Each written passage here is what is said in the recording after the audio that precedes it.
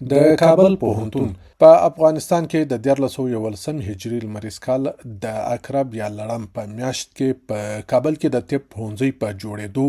د لوړو زده کړو د بنسټ ډبره کېښودل شوه. د کابل پوهنتون د افغانستان تر ټولو پخوانی او معتبر علمي بنسټ دی چې په لومړیو کې د حقوقو، ساینس او ادبیاتو پوهنځیو په درلودلو سره وده وکړه او د هیواد د لوړو زده کړو په برخه کې مرکزی رول لوبوي. د کابل طب پوهنځي تر 1460 هجري لمریز کال پورې د کابل پوهنتون یوه برخه وه چې بیا وروسته ځانګړی پوهنتون اعلان شو. د کابل پوهنتون د 1960 لسیزې په شاوخوا کې د نړۍ د معتبرو پوهنتونونو او د لوړو اعتبار لرونکو پوهنتونونو له جملې څخه شمیرل کېدی. د کابل پوهنتون په هغه وخت کې د علمي معیار، تدریسي کیفیت، څیړنیزو فعالیتونو